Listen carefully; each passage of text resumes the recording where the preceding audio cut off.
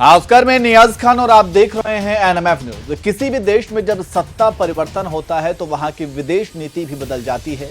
हमारे पड़ोसी मुल्कों में एक मुल्क है चीन, जो हमेशा भारत विरोधी रहा है, और दूसरा है पाकिस्तान, जो चीन के बहकावे में भारत से दुश्मनी करके अपने पैरों पर ही हमेशा कुल्हाड़ी मारने का काम करता है। भारत ने हमेशा दोस्ती का हाथ बढ़ाया है, लेकिन पाकिस्तान चीन के बहकावे में जली हुई रस्सी की तरह अकड़ दिखाने का हमेशा काम किया है। नतीजा, पाकिस्तान आज भूखा नंगा है और अपने इतिहास के सबसे बुरे दौर से गुजर रहा है। मैंने यहाँ पाकिस्तान की बात इसलिए की क्योंकि एक और हमारा पड़ोसी मुल्क है जो पाकिस्तान की राह पर ही चलना चाहता है। चीन के बहकावे में भारत से पंगा लेना चाहता है। वो पड़ोसी कोई और नहीं, मालदीव देश है। हालांकि मालदीव और भारत के संबंध हमेशा अच्छे रहे हैं, लेकिन जैसा कि हमने आपको पहले ही बताया कि जैसे ही किसी देश की हुकूमत बदलती है तो उसकी विदेश नीति भी बदल जाती है। मालदीव में जब से मोहम्मद मोइज़्ज़ू ने सत्ता संभाली है, तब से ही चीन के उकसावे में भारत को आंख दिखा रहे हैं। हालांकि मालदीव को इसका नुकसान भी हुआ है।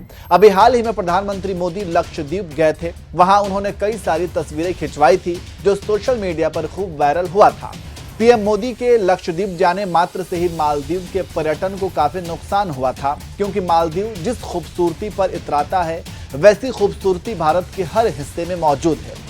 पीएम मोदी के लक्षद्वीप जाते ही भारतीयों ने फैसला किया कि वो अपनी छुट्टी मनाने अब मालदीव नहीं बल्कि लक्षद्वीप ही जाएंगे, जिसके बाद मालदीव की अकल ठिकाने आई। वहीं पीएम मोदी की इन तस्वीरों से चिढ़कर मालदीव सरकार के 3 मंत्रियों ने आपत्तिजनक टिप्पणी कर दी। इसके बाद दोनों ही देशों में राजनयिक विवाद और ज्यादा गहरा गया। भारतीय विदेश मंत्रालय ने इस मामले में मालदीव के राजदूत को तलब भी कर लिया, जिसके बाद मालदीव सरकार ने तीनों मंत्रियों को सस्पेंड कर दिया। खैर, विवाद ऐसे ही चलता रहा। इसी बीच मालदीव के राष्ट्रपति मोहम्मद मोइज़्ज़ू चीन दौरे पर पहुंचे थे और अब उनकी वापसी भी हो गई है।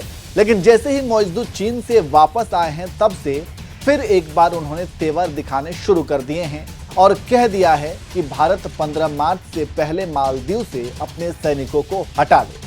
आपको बता दें कि मालदीव के नए राष्ट्रपति मोहम्मद मोइज़्ज़ू ने अपने चुनावी घोषणा पत्र में पहले ही ऐलान किया था कि अगर उनकी पार्टी जीतती है तो मालदीव में मौजूद भारतीय सैनिकों को हटाने की दिशा में कदम उठाएगी। मोइज़्ज़ू का स्लोगन ही था इंडिया आउट का। उन्होंने मालदीव के इंडिया फर्स्ट पॉलिसी में भी बदलाव करने की बात कही थी और ये सब कुछ उन्होंने चीन के इशारे पर किया। हालांकि मोइज़्ज़ू को झटका लगने भी अब शुरू हो गए हैं। उनको पहला झटका मेयर के चुनाव में उनकी पार्टी के प्रत्याशी की हार के रूप में लगा है। राष्ट्रपति बनने से पहले मोइज़्ज़ू राजधानी माले के मेयर थे। वहीं जब वे राष्ट्रपति बने तो उस सीट पर दोबारा चुनाव हुआ, जिसमें उनके प्रत्याशी की करारी हार हुई है और भारत समर्थित पार्टी मालदीवियन डेमोक्रेटिक पार्टी के प्रत्याशी आदम अजीम की जीत हुई है।